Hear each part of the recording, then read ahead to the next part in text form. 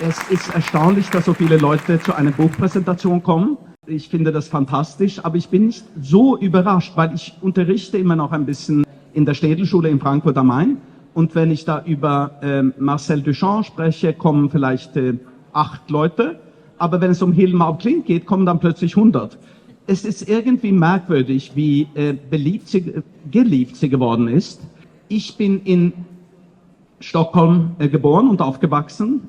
Ich war in der Waldorfschule in Stockholm, wo es mein Schwedischlehrer war der erste Kunsthistoriker und Anthroposoph und Waldorflehrer, der sich für Hilmar af Klint interessiert hat. Deshalb kenne ich das seit vielen, vielen Jahren. Es ist auch so, dass man in den 80er oder eher in den 90er Jahren eigentlich in Schweden Hilmar af Klint schon kannte. Es gab viele Ausstellungen in Moderna Museet in Stockholm, das ist die Nationalgalerie für moderne Kunst, gab es Ende der 80er Jahre eine Ausstellung. Und dann kamen sehr viele kleinere und auch größere Ausstellungen im skandinavischen Kontext. Es gab eine, Klaus erwähnt es, es gab tatsächlich mal 2 Augenblicke, wo die Bilder in Amerika gezeigt wurden. Einerseits Mitte der 80er Jahren, ich glaube 86 in The Spiritual in Art, das war eine riesige Gruppenausstellung in Los Angeles. Da wurde sie zum ersten Mal sozusagen entdeckt oder wiederentdeckt. Teile davon, eine kleinere Ausstellung, wurde in New York gezeigt. Roberta Smith, eine sehr bekannte Kritikerin, hat darüber auch berichtet in New York Times. Trotzdem ist es merkwürdig, dass es sehr lange gedauert hat, bis sie richtig bekannt wurde. Ich glaube, man hat das eigentlich nicht sehen wollen. Man hat auch nicht alle Bilder sehen können. Die waren ja alle in einer Stiftung in Schweden, wurden nicht so oft ausgestellt. 2010 wurde ich Direktor des Museums in Stockholm und eine Idee ganz am Anfang war, was kann man eigentlich als Direktor eines schwedischen Museums machen? Es ist ein bekanntes Museum, man kann Leute aus aller Welt holen, aber was gibt es für skandinavische Künstler, die man vielleicht kennt, aber nicht so richtig? Und ich ahnte, dass Hilmar af Klint Potenzial hat. Und ich war vorher eben in Deutschland als Rektor der Städelschule und ich hatte Julia Voss kennengelernt, die schon damals eine bekannte Autorin und Kritikerin war bei der Frankfurter Allgemeine Zeitung, hat mehrere Male schon über Hilmar af Klint geschrieben. Und als ich da anfing in Stockholm, habe ich meinen Freund Udo Kittelmann, der hier ist und den ich ganz, ganz herzlich in nicht mehr seinem Haus begrüßen darf, er hat gleich gesagt, also wenn du Hilmar af Klint machst, machen wir mit. Und dann wusste ich, okay, das wird jetzt nicht eine kleine Ausstellung oder eine große Ausstellung nur für ein schwedisches Publikum zum 5. Mal, sondern wir versuchen das jetzt wirklich bekannt zu machen. Und so fing es an. Das war eigentlich ohne Julia Voss und Udo Kittelmann. Ich denke, wir hätten trotzdem eine Hilmar af Klint Ausstellung gemacht.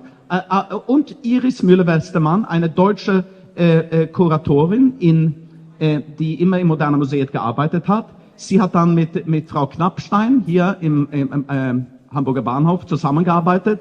Und die Ausstellung ging von Stockholm nach Berlin, dann zum Louisiana Museum, in dem wunderschönen Museum außerhalb von Kopenhagen. Und plötzlich ging sie überall hin. Und dann habe ich eine kleinere Version gemacht mit Hans-Ulrich Obrist im Serpentine Gallery. Und 1-2 Jahre später kam eben diese enorme Ausstellung in Guggenheim. Und wie das Klaus Wiesenbach gerade gesagt hat, das Haus ist irgendwie perfekt für dieses Werk. Hilmar af Klint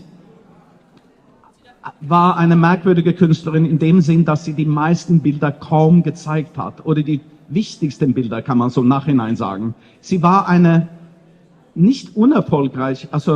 sie war eigentlich eine erfolgreiche Landschaftsmalerin und Porträtmalerin, aber nicht bekannt außerhalb von Schweden. Aber sie war in vielen Gruppenausstellungen dabei und eigentlich eine erfolgreiche Akademie ausgebildete Künstlerin.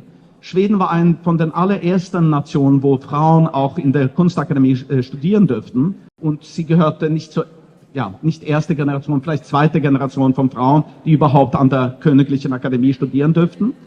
aber sie war dann auch Teil von unterschiedlichen Bewegungen. Es klingt heutzutage ein bisschen so New Age-haft oder ein bisschen merkwürdig alles mit Spiritismus und Spiritualismus und Theosophie, aber das waren ja sehr, sehr erfolgreiche, wichtige Bewegungen.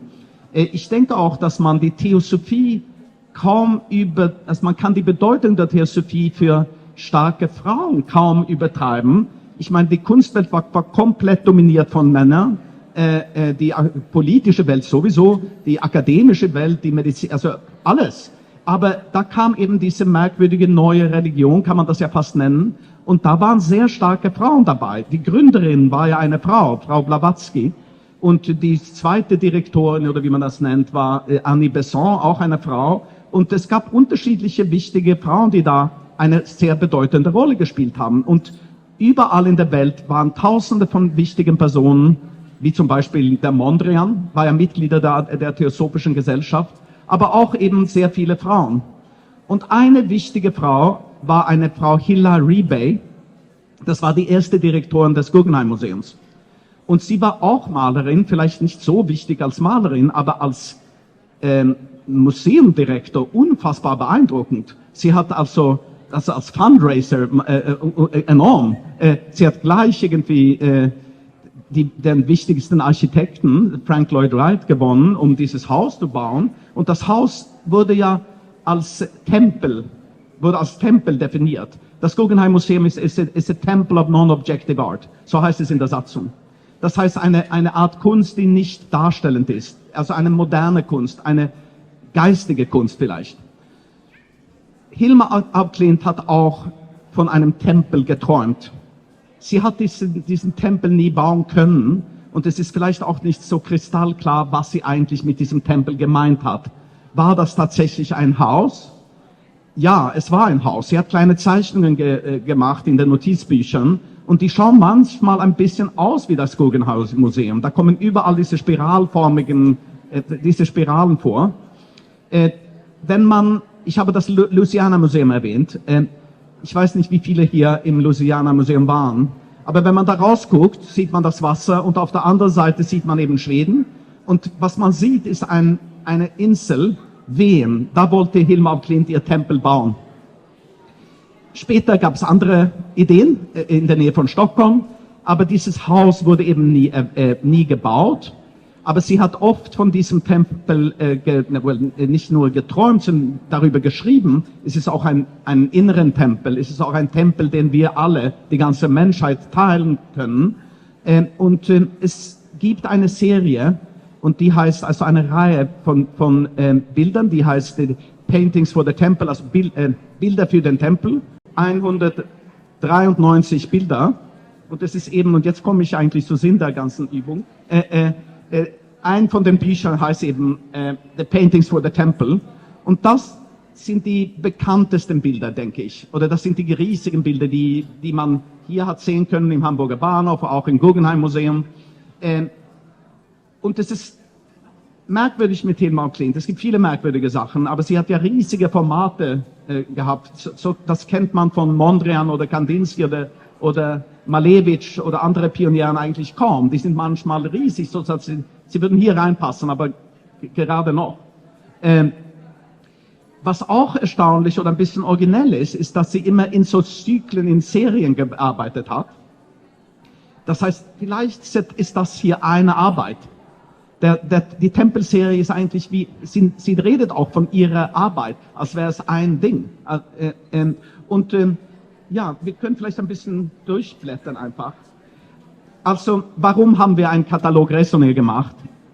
Katalog Raisonné ist so ein prätentiöser Begriff auf Französisch. Man redet immer in der Kunst immer von Katalog Raisonné. Das bedeutet ja eigentlich nur Werkverzeichnis. Aber wir haben 7 sehr schöne Bücher gemacht, finde ich. Sie gehörte zu einer Gruppe, es waren 5 Frauen, 2 oder 3 davon eben Künstlerinnen, und die haben so Seancen organisiert und da haben sie Bilder produziert, die eigentlich mediumistisch, sagt man, durch diese 5 Frauen produziert wurden. Es gibt so ja, es gibt Bücher, es gibt hunderte von Zeichnungen. Und das ist ein bisschen so wie das, was später die Surrealisten gemacht haben, so automatische Malerei. Das ist die erste Band. Dann eben Band 2, wohl die wichtigsten Bilder, diese 193 Bilder. Alle diese 10 großen hatten wir mal hier in Berlin, als Frau Knappstein und Udo Kittelmann das hier organisiert haben. Und die werden jetzt sehr bald in Tate Modern gezeigt, zwar im April, zusammen mit Mondrian. Wir können ja einfach ein bisschen durchgucken. Ja, ist eigentlich interessant, dass sie so in Serien gearbeitet hat. Das verbindet man vielleicht so eher mit Konzeptkunst oder Minimalismus oder spätere Bewegungen. Aber woher das alles kommt, wird Julia Voss gleich erläutern. Aber ich denke, das hat mit moderner Kunsttheorie überhaupt sehr wenig zu tun, sondern es kommt so mehr vielleicht aus der biologischen Welt oder Taxonomie oder so, dass man seriell arbeitet. Ja, hier sind einfach noch 2, 3 Bände. Ich sollte vielleicht kurz was zu diesen unterschiedlichen Bewegungen was sagen. Unweit von hier, ganz in der Nähe von Nollendorfplatz, hat Rudolf Steiner gelebt, oder zumindest gibt es da so eine Plakette. Rudolf Steiner war ja ein weltberühmter oder zumindest europaweit enorm bekannter Mensch. Der hat überall Vorlesungen gehalten, sehr viel in Skandinavien, so ständig auf Reisen, Kopenhagen, Stockholm, Kopenhagen, Oslo, Berlin, Prag, Paris, London, jede Woche irgendwo eine Vorlesung. Und er war ja, wie nennt man das, Chairman, so Präsident oder Vorsitzender der Theosophischen Gesellschaft in Deutschland. Und die Theosophische Gesellschaft war nicht ursprünglich europäisch, sondern eher amerikanisch. Und dann auch hatten sie so eine Art Hauptbüro in Indien. Aber die Bewegung war sehr stark hier in Deutschland, aber überhaupt in Kontinentaleuropa. Und Steiner, das ist jetzt zu kompliziert und ich habe auch Teile davon vergessen. Es gab so eine Art Streit. Er wurde so ein bisschen, entweder hat er selber Tschüss gesagt oder er wurde rausgeschmissen und hat dann seine eigene Bewegung gegründet, die Anthroposophie. Und die Anthroposophie hat sehr viele theosophische Komponenten, aber ja, das wird die Julia Voss auch gleich erläutern. Also die Anthroposophie ist ein bisschen mehr christlich als die Theosophie. Also man redet über den Christusimpuls und sonst war ja die Theosophie, typisch für die Theosophie war so eine neue Bewusstsein davon, dass es viele Weltreligionen gibt und man hat das alles verbinden wollen, so eklektisch und jede Religion ist eigentlich ein Weg zu Gott sozusagen und es gab auch neue wissenschaftliche, was weiß ich, Röntgenstrahlen oder Radiowellen und alles Mögliche, was neu war im späten 19. Jahrhundert, wurde irgendwie integriert in diesen schon sehr komplizierten und ich finde eher merkwürdigen System. Steiner hat das weiterentwickelt und hat ja dann viele eigene Sachen entwickelt, wie die Waldorfschulen und biodynamische Ideen und weiß ich alles. War Hilma auf Klint Theosoph oder Anthroposoph? Darüber wird jetzt ständig ein bisschen gestritten fast. Sie war zuerst einmal absolut Theosoph. Sie hat das alles gelesen, sie hat Blavatsky gelesen, sie hat Annie Besant Vorlesungen gehört in Stockholm. Aber dann hat sie sehr früh Rudolf Steiner kennengelernt oder zuhören können. Und er kam ja ständig nach Schweden eben als Theosoph. Und ich glaube, von circa 1908, 1910 bis zum Ende war sie eine Art Steiner-Anhängerin. Und Steiner war ja zuerst Theosoph und dann Anthroposoph. Sie wurde erst 1920 Mitglied der Anthroposophischen Gesellschaft, ging dann in den 20er Jahren 9-mal, glaube ich, oft monatelang nach Dornach, wo Steiner sein Zentrum aufgebaut hat. Und da wir hatten gerade, ja, ein Band davon ist wirklich anthroposophische Malerei. Und ohne jetzt aggressiv zu klingen, muss ich sagen, finde ich, dass die Anthroposophie spät im Leben das Beste in ihrer Kunst ein bisschen fast kaputt gemacht hat. Also, weil dann fing sie an, so zu malen, wie ich eben auch gemalt habe in der im Waldorf-Kindergarten. Und das ist spannend, aber nicht so spannend wie die 10 großen Bilder, die damals hier im Hamburger Bahnhof gezeigt wurden. Aber sie wurde ständig mehr und mehr anthroposophisch, muss man, denke ich, feststellen. Und nach Steiners Tod, wann ist Steiner gestorben? 24. Lang nachher hatte sie eben Gespräche ständig mit Steiner in der astralen Welt und blieb Anhänger. Sie hat ihre Kunst kaum gezeigt, nur in kleinen Kreis, obwohl man hat immer behauptet, überhaupt nicht, bis Julia Voss entdeckt hat, dass sie sehr wohl Bilder gezeigt hat, und zwar sowohl in Schweden als in England. Aber prinzipiell kann man sagen, sie war eine geschickte, aber eher unoriginelle, würde ich sagen, Landschaftsmalerin und eine super spannende esoterische Künstlerin. Ich weiß nicht, wie man das nennen soll. Ist sie eine abstrakte Künstlerin? Darüber wird auch ein bisschen gestritten. Wir haben die Ausstellung damals vor 10 Jahren in Stockholm abstrakte Pionierin genannt. Und diese beiden Begriffe sind ja eigentlich kompliziert. War sie abstrakt? Ja. Ich meine, zumindest war sie nicht normale, es war keine normale naturalistische Malerei mehr. Aber Abstraktion kann ja viele Sachen bedeuten. War sie eine Pionierin? Ich denke, nicht in dem Sinn wie vielleicht Walter Gropius ein Pionier oder ein, weiß ich, Picasso oder Duchamp mit so riesen Entourage und einer Schule um sich rum. Aber heute habe ich fast das Gefühl, dass es eine Art Hilma af Klint-Schule gibt. Es gibt so viele Künstlerinnen und Künstler in der Welt, die Hilma af Klint als Inspiration sehen.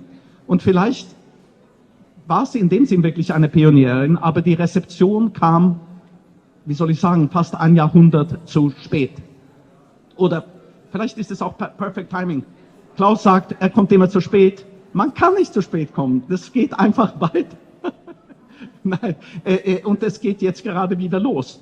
Und mit dem Satz höre ich hier einfach auf und übernehme die Rolle von, wie sagt man, Bild weiterdrücken. Ja. Vielen lieben Dank, Daniel. Vielleicht, genau, Lisa kommt und macht das ist ja nett. Dankeschön. Auch nochmal herzlich willkommen an Sie alle. Wie toll, dass Sie da sind. Ich sage auch kurz was zum Ablauf, damit Sie wissen, worauf Sie sich hier eingelassen haben. Daniel hat 20 Minuten geredet. Ich werde auch etwa 20 Minuten eher kürzer. Ich will Sie nicht, es ist hier sehr unruhig, es ist bestimmt auch ein bisschen anstrengend dann zuzuhören. Und wir wollen vor allen Dingen auch mit Ihnen ins Gespräch kommen. Das heißt, es wird auch noch Zeit danach für Fragen geben. Also 1/3, 2/3, 3/3. Ich freue mich wahnsinnig, hier zu sein. Vielen Dank, lieber Klaus Biesenbach, dass du uns hier die Bühne gegeben hast. Vielen Dank, liebe Lisa Botti, für das Organisieren von all dem. Daniel hat schon ein paar Leute erwähnt, die hier sind. Udo Kittelmann ist hier, Halina Dirschka ist auch hier, die den tollen Dokumentarfilm über Hilma af Klint gemacht hat, Beyond the Visible. Freut mich auch sehr, dass du da bist. Und jemand, der für mich auch sehr, sehr wichtig war beim Schreiben dieses Buches, ich habe nämlich irgendwann gemerkt, ich muss für Hilma af Klint Schwedisch lernen und mein Schwedischlehrer ist hier, Tommy Lindqvist. Hallo. Und ich begrüße auch, es ist auch Daniel Schönpflug vom Wissenschaftskolleg da, die mich zuerst eingeladen haben, bei Ihnen zu arbeiten und dann hatte ich die Zeit und den Raum, das alles anfangen zu können. Aber Sie sind hier, um etwas über Hilma af Klint zu erfahren. Daniel hat jetzt sozusagen einen rasanten Gang durch den Katalog Raisonné, den 7-bändigen Katalog Raisonné gemacht. Ich habe die Biografie von Hilma af Klint geschrieben. Was Sie jetzt hier projiziert sehen, ist zum einen die deutsche Fassung, die 2020 erschienen ist im S. Fischer Verlag. Und gerade rausgekommen ist auch die englische Fassung bei Chicago University Press. Die sehen Sie hier auch projiziert. Und ich hatte auch die Ehre, zum Katalog Raisonné im 7. Band ein Nachwort beisteuern zu dürfen. Und vielleicht können Daniel und ich auch noch eine kleine Ankündigung machen, denn nächstes Jahr werden wir zusammen in der Kunstsammlung Nordrhein-Westfalen die Ausstellung Kandinsky und Hilma af Klint oder vielleicht Hilma af Klint und Kandinsky andersrum kuratieren. Insofern, sind wir beide mit tief in der Materie. Ich werde versuchen, in der kurzen Zeit hier einen Einblick zu geben in Hilma af Klints Leben. Normalerweise wird bei Buchvorstellungen auch häufig ein bisschen vorgelesen. Ich glaube, das ist für die Situation hier keine gute Idee. Insofern zeige ich Ihnen einfach Bilder und erzähle ein bisschen was zu den Bildern. Und Sie sehen einfach, was in Hilma af Klints Leben alles los war. Es ist nämlich tatsächlich faszinierend. Am Anfang war die Vorstellung, dass sie eine sehr zurückgezogene Frau war, die vor allen Dingen in Schweden gelebt hat, sich im kleinen Kreis von Freundinnen bewegt hat. Und tatsächlich habe ich aber mit der Zeit rausfinden können, dass sie viel gereist ist, viel mitbekommen hat, über sich sehr viele Dinge Gedanken gemacht hat. Und diese Breite von ihrem Leben und die Breite von ihrem Werk versuche ich Ihnen ein bisschen vorzuführen. Und natürlich sage ich auch was zu den wunderbaren Leihgaben der Hilma af Klint Foundation von Hilma af Klint, die hier in der Neuen Nationalgalerie sind. Das Bild mag ich sehr gerne von ihr. Das ist etwa aus dem Jahr 1902, eine Fotografie, eine gestellte Fotografie natürlich. Und das Interessante ist, dass sie sich nicht als Malerin präsentiert. Also sie hat keine Leinwand, also Leinwände sind im Hintergrund, aber sie hat keine Palette, sie hat keinen Pinsel in der Hand, sondern sie zeigt sich als jemand, die ihren Kopf in die Hand stützt. Und das ist die klassische Pose des Denkers, der Denkerin. Also Hilma af Klint hat sich als Denkerin aufgefasst und auch sehr hübsch arrangiert, über was sie alles nachdenkt. Neben ihr steht eine Blumenvase mit einer verwelkten oder einer welkenden Blume und hinter ihr hängt ein Ahne von ihr. Das heißt, sie haben so einen Lebenszyklus des Werdens und Vergehens und das ist tatsächlich ihr großes Thema: Werden und Vergehen, entwickeln, berühren, verändern. Daniel hat es schon gesagt, Hilma af Klint gehörte zu der zweiten Generation von Frauen, die tatsächlich an einer königlichen Akademie studieren durften. Da sehen wir sie als junge Frau in den 1880er Jahren. Und hier gibt es eine sehr schöne Notizbuchzeichnung von ihr, wo sie uns Einblick gibt, wie es so aussah in der Akademie. Die Frauen- und Herrenklassen waren getrennt. Hier sehen wir einen Blick in die Damenklassen. Und natürlich war das ein Riesenpolitikum damals, weil was hier passierte, ist, dass angezogene Frauen unbekleidete Männer gemalt haben. Und er hat für das 19. Jahrhundert und auch der Grund, warum viele Akademien gesagt haben, königliche Akademien gesagt haben, das machen wir nicht, das gehört sich nicht, das ist falsch. In Stockholm ist es passiert. Hier haben wir auch eine Aktzeichnung von Hilma af Klint. Als Malerin, auch das hat Daniel schon gesagt, war sie sehr erfolgreich, ist auch mehrfach ausgezeichnet worden mit Preisen. Ein Preis, den sie bekommen hat zum Abschluss, ist für dieses Bild, das ist Andromeda. Andromeda ist normalerweise die dramatische Szene einer Rettung. Andromeda wird gerettet vor dem Seeungeheuer von Perseus, der kommt und die ängstliche Andromeda an sich nimmt. Hier ist fast alles gleich. Andromeda ist auch festgekettet, das Monster wird auch kommen, aber Andromeda hat bei Hilma af Klint keine Angst. Andromeda schaut ruhig und gelassen aufs Meer und schaut sozusagen, was ihre Optionen sind. Sie schaut fast wie ein Kapitän aufs Meer und tatsächlich Hilma af Klint kommt aus einer Marineoffizierfamilie. Das ist für sie ganz wichtig, eine ganz große Identifikation. Insofern ist es auch kein Zufall, dass wir praktisch Andromeda als Kapitänin hier auf dem Fels sehen. Das ist natürlich nicht das Werk, wofür Hilma af Klint heute bekannt ist, sondern was uns heute interessiert ist, was etwa 1906 losgeht im November. Hilma af Klint ist dann 44 Jahre alt. Die 40er Jahre sind ein interessantes Alter. Hildegard von Bingen hat da ihre Vision. Kandinsky fängt an, abstrakt zu malen. Und auch Hilma af Klint stellt ihr Werk auf völlig neue Füße und beginnt diese Serie, die sie Urchaos nennt. Und von da an wird sie tatsächlich immer in Serien arbeiten und nie aufhören damit und immer wieder neue Serien erfinden. Was wichtig ist in dem Zusammenhang, sind wahrscheinlich zwei Punkte, die herausgestrichen werden müssen. Nämlich zum einen, dieses Werk, das betont sie immer wieder, im Gegensatz zu dem Werk davor, ist ein Werk, das sie channelt, ist ein Werk, das sie empfängt. Und ich habe ein Zitat mitgebracht, das heißt, Amalie bot mir die Arbeit an und ich antwortete augenblicklich ja. Und was wir hier auch sehen, ist, dass es eine dialogische Struktur ist. Das heißt, es ist nicht so, dass Amalie sagt, Hilma af Klint mal das und das, sondern er bietet ihr etwas an und es ist eine der Stimmen, zu ihr spricht. Es gibt auch andere, Ananda zum Beispiel, also aus dem buddhistischen Raum. Amalie bietet ihr eine Arbeit an und sie sagt, ja, sie willigt ein und dann reisen sozusagen die Botschaften zwischen diesen Welten hin und her, zwischen Hilma af Klint und dem Zirkel, in dem sie arbeitet und den höheren Welten, aus denen Stimmen zu ihr sprechen. Das andere ist, dass Hilma af Klint in einem Kreis von Frauen, die sich bewegt, Daniel hat schon von den 5 gesprochen, mit denen sie zusammenarbeitet. Das heißt, das Werk entsteht im Kollektiv. Und hier habe ich auch ein Zitat mitgebracht, was tatsächlich auch im Original auf Deutsch ist. Hilma af Klint schreibt in den 20er Jahren ganz viele Sachen auf Deutsch.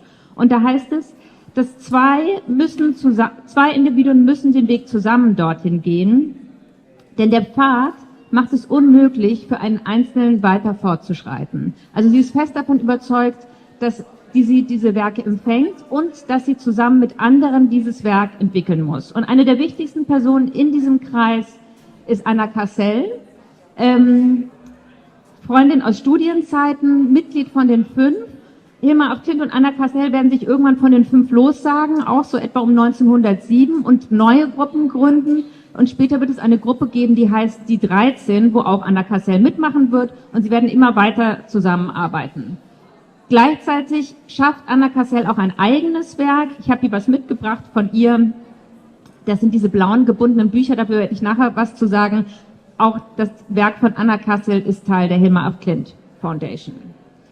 Und ich klicke sie jetzt ein bisschen durch, wir haben es schon bei Daniel gesehen, durch die vielen unterschiedlichen Weisen, in denen Hilma af Klint malt. Eros von 1907, 2 der 10 größten auch von 1907, Evolution von 1908,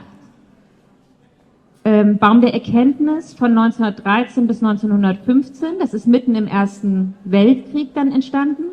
Der Schwan, und hier sehen wir auch, es gibt also gewalttätige Auseinandersetzungen und tatsächlich ist es eine Reflexion des Ersten Weltkriegs. Und wir haben diese gegenständlichen Bilder, die sich über verschiedene Stufen eben zur Abstraktion entwickeln. Das ist auch noch der Schwan und ich glaube, es ist ganz wichtig, diese Bilder sind viele Sachen zur gleichen Zeit.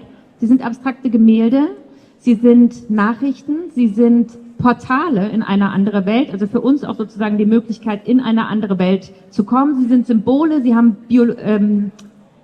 biografische Schichten. Also das heißt, sie sind viele Dinge auf einmal, aber das, was natürlich am Anfang sozusagen der Köder war für die große Diskussion, die eingesetzt hat, ist, dass es eben auch abstrakte Bilder sind zu einem sehr frühen Zeitpunkt. Die Taube. Jetzt sind wir bei der Serie, die hier ist. Eigentlich hat die Serie 6 Stationen, aber zum einen müssen Sie selber unbedingt hingehen, um alle 6 zu sehen. Und zum anderen, wenn ich 6 da drauf gemacht hätte, hätte man nichts mehr erkannt. Vielleicht auch ganz kurz dazu, wovon handelt das? Es handelt eigentlich davon, es behandelt von Begegnen und Veränderung. Sie sehen, dass es gibt einen goldenen Strahl, der in die Mitte geht und einen silbernen Strahl, der darauf zugeht. Eigentlich ist es die berühmte Geste Michelangelo. 2 Finger berühren sich. Das Himmlische und das Irdische kommt zusammen.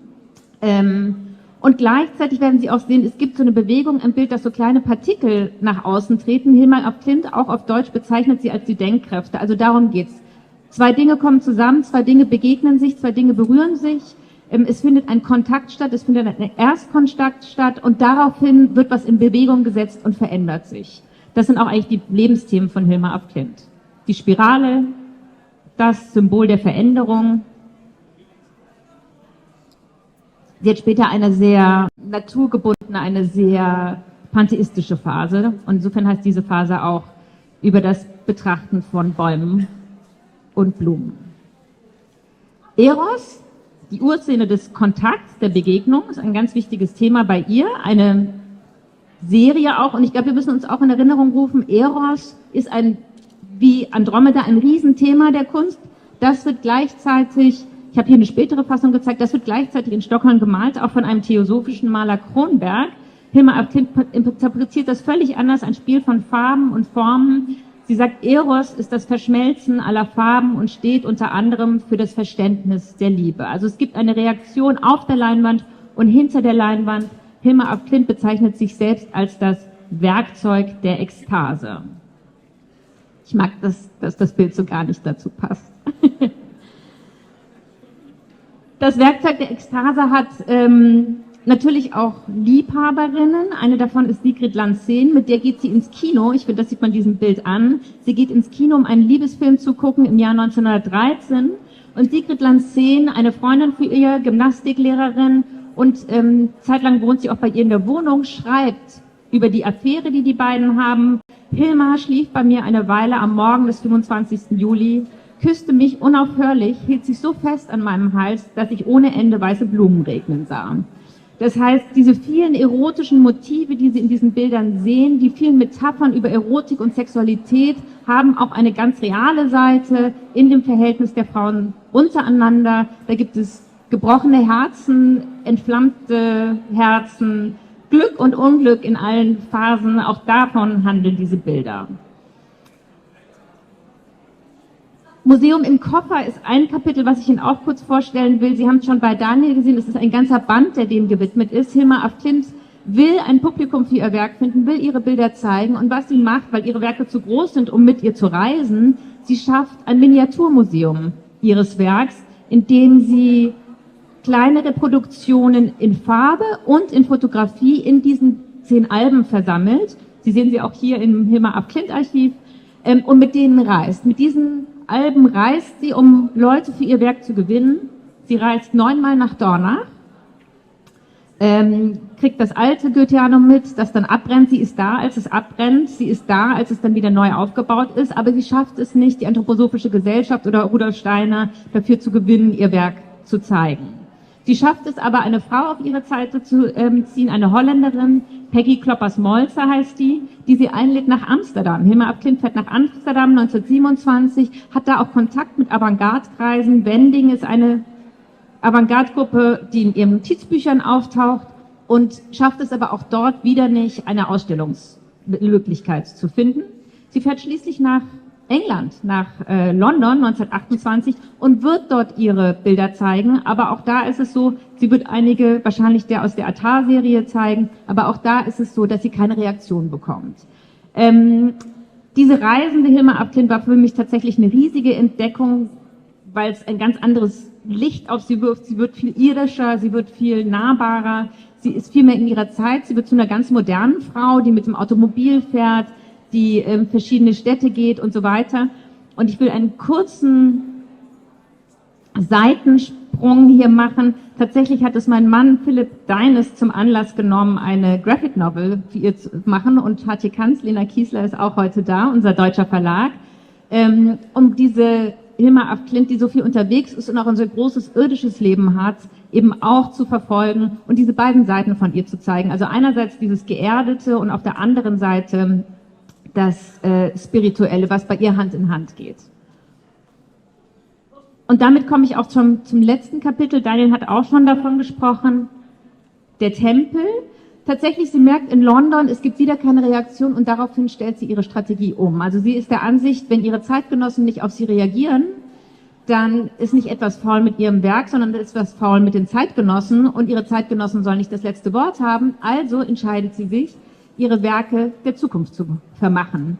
Und sie trägt dann in ihre Notizbücher ein Zeichen ein, was dafür steht, dass ihre Werke erst 20 Jahre nach ihrem Tod geöffnet werden sollen. Und dieses Zeichen, sehr schön, sieht fast aus wie eine Taste, sehr futuristisch, ist +X. Also sozusagen mit Verzögerung. Sie baut eine Verzögerung ein und sie vermacht das Werk der Zukunft.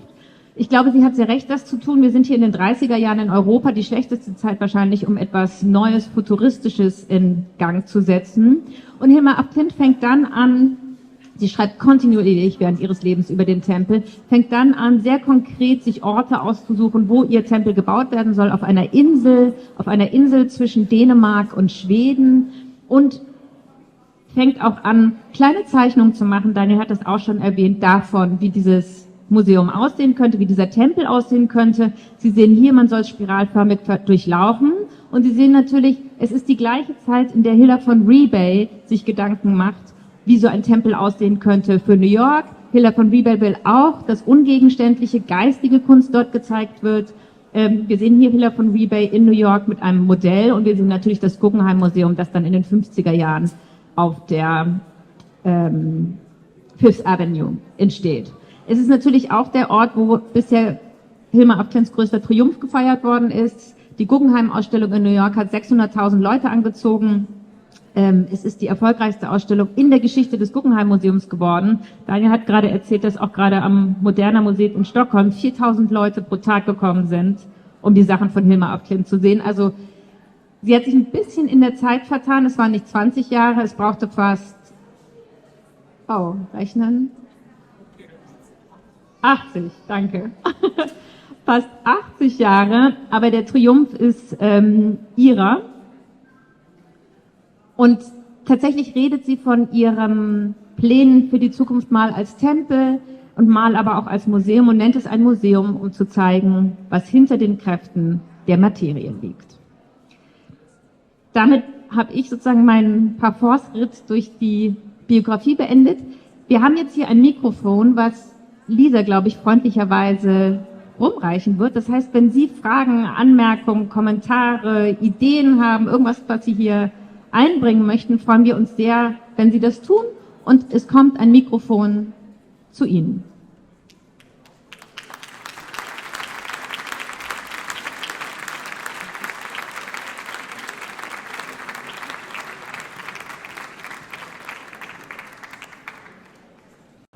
Was hat Rudolf Steiner denn gestört, ich muss Hochdeutsch reden, Entschuldigung, Sie nicht auszustellen im Neuerbauten? Sie haben ja wohl tiefere Kenntnisse, was Ihre Tagebücher betrifft. Ist da irgendwas vermerkt? Es ist eine sehr gute Frage. Es gibt tatsächlich, Rudolf Steiner kommt bei ihr unablässig in den Notizenbüchern vor. Umgekehrt gibt es nur einen sehr kurzen Briefabtausch eher zwischen den beiden und von ihm eigentlich nichts, wo er sich richtig auf sie bezieht. Tatsächlich ist es so, dass Rudolf Steiner sehr eng mit manchen Künstlern zusammengearbeitet hat. Das war auch eine fast symbiotische Zusammenarbeit. Er spricht von diesen Künstlerinnen häufig auch als seine Hände. Und Hilma af Klint, muss man sagen, hatte eigentlich eine sehr verwegende, herausfordernde Vorstellung, nämlich dass sie mit ihrem kompletten Werk, was fertig ist, was ohne ihn entstanden ist, in das, was er geschaffen hat, mit einzieht und sozusagen dann von ihm in Dialog gebracht wird. Und ich glaube, das hat ihm nicht eingeleuchtet, ihr praktisch, also diese Herausforderung war eins zu groß. Also ich glaube, er wollte eine Kunst haben, die er selbst mitentwickelt. Die sieht übrigens auch sehr anders aus als das Werk von Hilma af Klint. Und dass tatsächlich sozusagen er sich die Konkurrenz ins eigene Haus holt und das riesige Werk einer Malerin ausstellt in den Gebäuden, die er für sich und seine Bewegung geschaffen hat. Ich kann es auch verstehen, war, ich glaube, eins zu groß gedacht für Rudolf Steiner. Und vielleicht ist es für uns auch ganz schön, dass alles zusammengeblieben ist und dass es vielleicht eines Tages einen eigenen Tempel bekommt.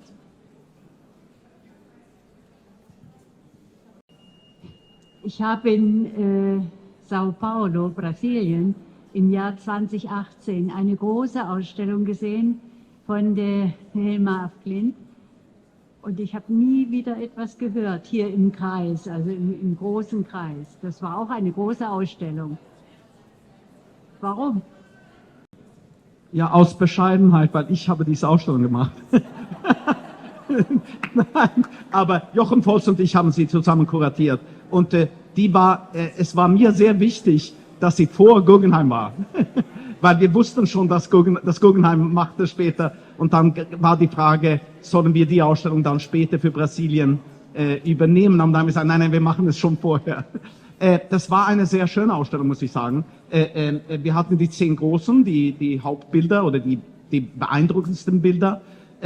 Aber dann hatten wir auch das, was ich kurz erwähnt habe, was Julia Voss auch betont hat. Die Idee, dass sie tatsächlich in Serien arbeitet, ist irgendwie wichtig, aber auch schwierig für Ausstellungen, weil kein Haus ist groß genug. Ja, vielleicht ist das Haus tatsächlich groß genug, um alles zu zeigen. Aber es sind ja 1200 Bilder oder sowas. Das wurde auch manchmal kritisiert, als wir unsere Ausstellung gemacht haben, dass wir eigentlich nur so die Highlights nehmen, so einzelne Bilder aus unterschiedlichen Serien. Ja, ich meine, beide Wege sind interessant, aber auch problematisch. In Brasilien haben wir tatsächlich eine einzige Reihe komplett gezeigt, nämlich diese Atomserie. Und die ist sehr, sehr schön, finde ich. Und wenn man Hilma af Klint verstehen will, ob man sie überhaupt verstehen kann, weiß ich nicht. Aber wenn man wenigstens besuchen will, dann muss man, denke ich, diese Serialität ernst nehmen, weil es ist oft, sie denkt diese Serien als einzelne Werke, denke ich. Die hängen ja zusammen. Diese Serie der Schwan zum Beispiel geht von Ornament, realist oder naturalistisch bis komplett abstrakt und dann wieder zurück. Das ist eigentlich wenn man über Abstraktion spricht, finde ich, das kann so viele Sachen bedeuten. Bei Mondrian kommt es irgendwie aus dem Kubismus, denke ich, aber bei Malevich, ja, da kenne ich mich schlecht aus, kommt aus russischem Mystizismus, denke ich. Aber bei Hilmar Klint ist es fast so eine Art Prozess.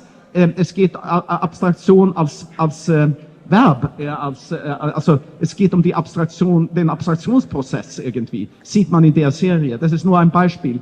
Und ich denke tatsächlich, jetzt um ein bisschen Werbung zu machen, ich habe nie in meinem Leben einen Katalog Raisonné gekauft, weil es ist irgendwie das Kaufen Bibliothek, also das ist ja irgendwie so eine Art wissenschaftliche Sache. Aber bei Hilmar Klint ist es tatsächlich ziemlich sinnvoll, diese Serien komplett sehen zu können. Und das kommt kaum in unseren Katalogen vor, auch nicht aus dem brasilianischen Katalog. Da haben wir die Atomserie und die war in Brasilien auch sehr erfolgreich, glaube ich. Also was das Publikum betrifft. Ja.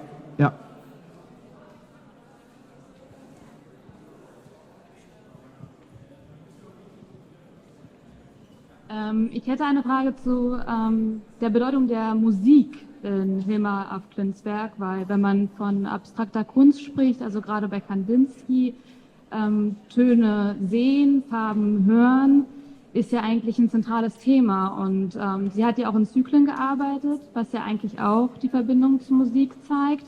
Aber irgendwie ist mir dieser Bezug in ihrem Werk auch nicht bekannt. Gibt es dazu was?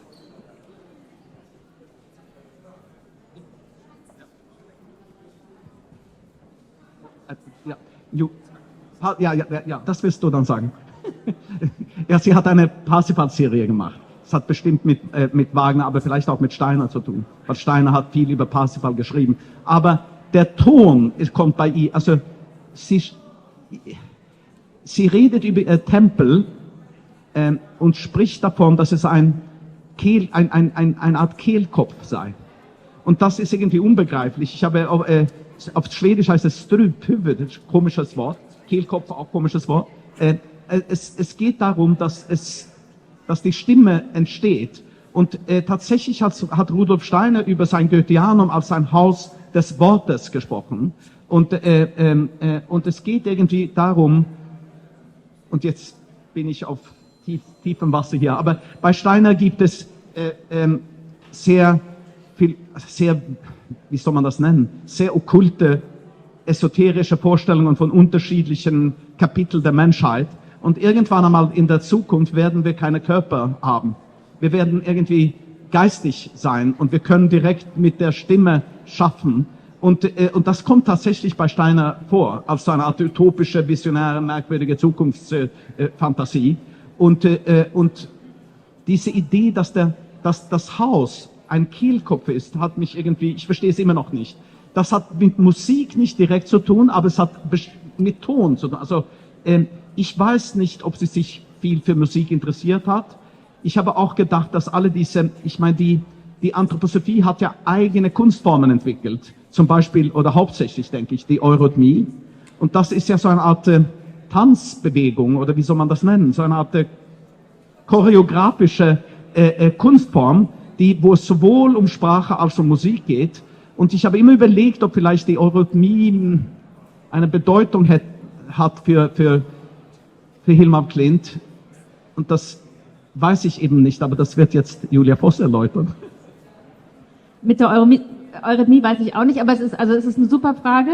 Es gibt eine Stelle bei ihr, wo sie davon redet, wo sie Kunst und Musik vergleicht und sagt, dass Kunst und Musik beide das Vermögen haben, eine Verbindung herzustellen zu Gegenden, zu Gedanken, wo wir sonst nicht hinkommen, dass die uns dorthin bringen können. Also praktisch klassisch augustinisch. Es gibt eine Serie von ihr, die heißt Parsifal. Wagner wurde viel in Stockholm aufgeführt. Und wir werden uns für die Hilmar af Klint Kandinsky-Ausstellung in Düsseldorf das uns nochmal sehr genau angucken müssen. Das ist also eine ganz wichtige Frage. Vielen Dank.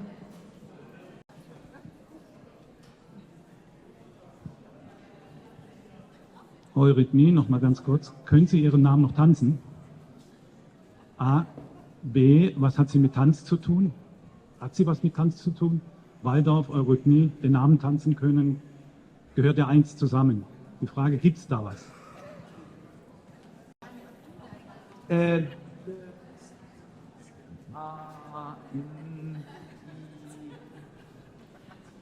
Ich habe es vergessen.